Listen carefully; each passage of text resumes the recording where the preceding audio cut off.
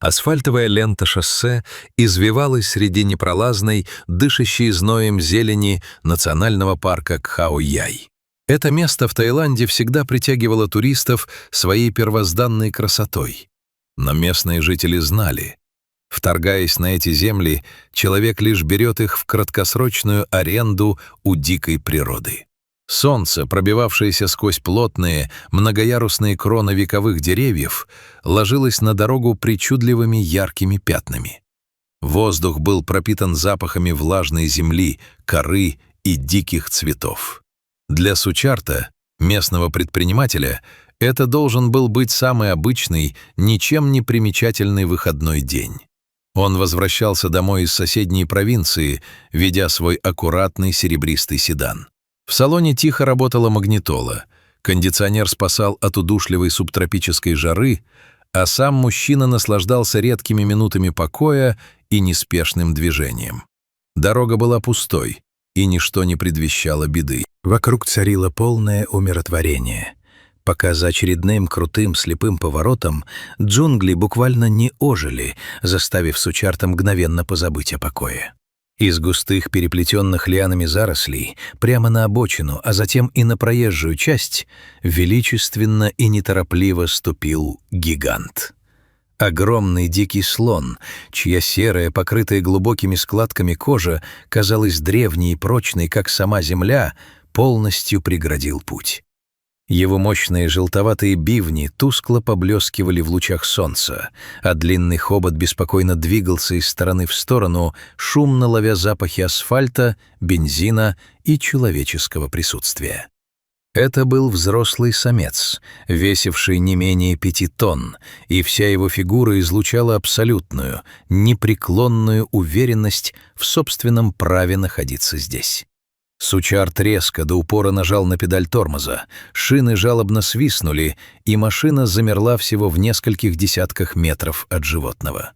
Сердце водителя ушло в пятки, а пульс мгновенно взлетел до предела. В этот же момент позади него и на встречной полосе начали поспешно останавливаться другие участники движения. Массивные внедорожники, туристические минивэны и легковушки. На узкой лесной трассе мгновенно образовалась импровизированная пробка. Люди внутри автомобилей затаили дыхание, пооткрывали окна и потянулись за телефонами, но никто не решался выйти. В воздухе повисло осязаемое, звенящее напряжение. Никто не знал, чего ожидать от этого колосса в следующую секунду. Дикий слон явно считал эту асфальтированную просеку своей личной территорией, а застывшие перед ним железные коробки — наглыми нарушителями его покоя, которых следовало проучить. Слон не проявлял паники, свойственной испуганным животным. Напротив, его движения были пугающе размеренными и расчетливыми.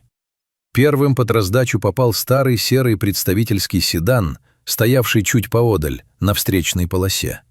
Великан приблизился к нему с любопытством, которое очень быстро переросло в легкое раздражение. Люди в соседних машинах, затаив дыхание, наблюдали за происходящим через лобовые стекла, не смея даже пошевелиться. Сначала слон просто обнюхал крышу серого автомобиля, а затем, словно устав стоять на ногах, решил почесаться. Он аккуратно повернулся спиной и навалился своим массивным, многотонным крупом на капот и лобовое стекло машины. Подвеска автомобиля жалобно, пронзительно скрипнула, а передние шины практически вжались в асфальт. Водитель внутри салона, казалось, превратился в каменную статую. Он сжался в кресле, боясь даже вздохнуть, чтобы не привлечь лишнего внимания. Потоптавшись у лобового стекла, оставив на капоте глубокие радиальные вмятины и слегка поцарапав краску, великан внезапно потерял интерес к первой жертве. Он лениво переступил тяжелыми ногами колоннами и повернулся в сторону серебристой машины Сучарта. В этот момент Сучарту показалось, что время вокруг него остановилось. Огромные, умные, но совершенно непредсказуемые глаза животного уставились прямо на него сквозь стекло. Слон, медленно, сокращая дистанцию, подошел вплотную к передней части его седана. Огромная серая туша заслонила собой весь обзор, перекрыв солнечный свет и погрузив салон машины в глубокую тень. Сучард замер, мертвой хваткой вцепившись в руль так, что побелели суставы пальцев. В его голове вихрем, сменяя друг друга, проносились панические мысли. Что делать? Нажать на газ и попытаться объехать его по обочине? Выскочить из машины и бежать назад под защиту других минивэнов? Или просто сидеть и ждать? Инстинкт самосохранения и знание повадок местных животных подсказали ему единственное верное решение — оставаться абсолютно неподвижным, заглушить все лишние звуки и ни в коем случае не провоцировать зверя. Любое резкое движение, крик, взмах руками или внезапный рев заведенного мотора могли мгновенно превратить легкое, игровое недовольство гиганта в сокрушительную, сметающую все на своем пути ярость. Сучард превратился в слух, чувствуя, как капли холодного пота катятся по его спине. Слон подошел к левому переднему крылу серебристой машины. Он наклонил свою огромную голову, увенчанную тяжелыми бивнями, и издал глухой, низкочастотный утробный звук, от которого завибрировали стекла всех автомобилей в радиусе 30 метров. Это был сигнал доминирования. Не торопясь, словно проделывая привычную ежедневную работу, великан поднял свою массивную переднюю ногу и тяжело опустил ее прямо на капот машины Сучарта. Металл кузова мгновенно затрещал, сминаясь, как жестяная банка из-под газировки. Скрежет рвущегося железа и лопающегося пластика оглушительным эхом разнесся по затихшему лесу. Великан плавно перенес часть своего колоссального веса на переднюю часть автомобиля. Под этой невероятной тяжестью передняя подвеска седана просела до самого упора. Раздался сухой резкий хруст, пластиковый бампер не выдержал чудовищного давления, треснул в нескольких местах и начал отваливаться. Но слону этого показалось мало. Опустив ногу обратно на асфальт, он уперся своими крепкими бивнями и жестким лбом в изуродованный капот.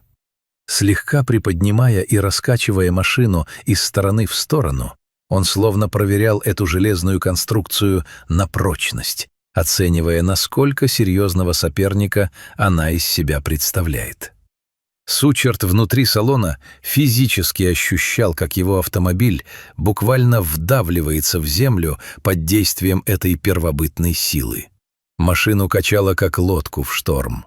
Слон сделал еще одно короткое, но мощное движение головой вперед, и с громким треском крупный кусок переднего бампера окончательно оторвался, с грохотом упав на серый асфальт. Водители позади, затаив дыхание и не смея издать ни звука, со страхом и восхищением наблюдали за этой демонстрацией абсолютной, не знающей преград мощи.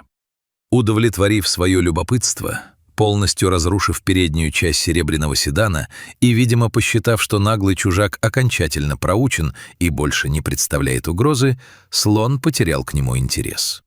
Он неторопливо и изящно убрал голову от помятого радиатора, отступил на шаг назад и развернулся. Помахивая коротким хвостом и мерно покачивая своими огромными ушами-веерами, лесной великан величественно зашагал дальше, прямо по разделительной полосе шоссе. Он шел мимо замерших в благоговейном ужасе внедорожников, минивэнов и легковых машин, водители которых поспешно закрывали окна, боясь привлечь внимание уходящего короля джунглей.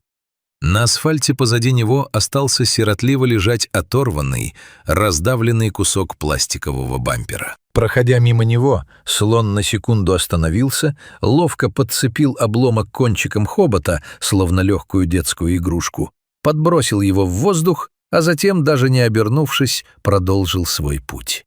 Через пару минут его огромный серый силуэт окончательно растворился в густой, непроглядной зеленой стене тропического леса. Сучард, сидевший в салоне, только сейчас почувствовал, что может дышать. Он медленно, со свистом выдохнул скопившийся в легких воздух. Его руки и ноги била крупная, неудержимая дрожь. Запоздалая реакция организма на сильнейший стресс. Однако, несмотря на пережитый ужас, на его бледном лице постепенно появилась слабая, но искренняя улыбка. Он вышел из машины, чтобы оценить масштаб разрушений. Капот его любимого седана был безжалостно смят и вдавлен внутрь. Бампер уничтожен, одна из фар разбита, а радиаторная решетка оказалась полностью деформирована. Автомобиль теперь выглядел так, будто на полной скорости врезался в бетонную стену. Но самое главное было в другом. Сам Сучарт остался абсолютно цел и невредим. В этом напряженном инциденте никто из людей не пострадал, а техника — это лишь железо, которое всегда можно починить или заменить. Зато Сучарт и десятки других водителей в тот день получили бесценный урок.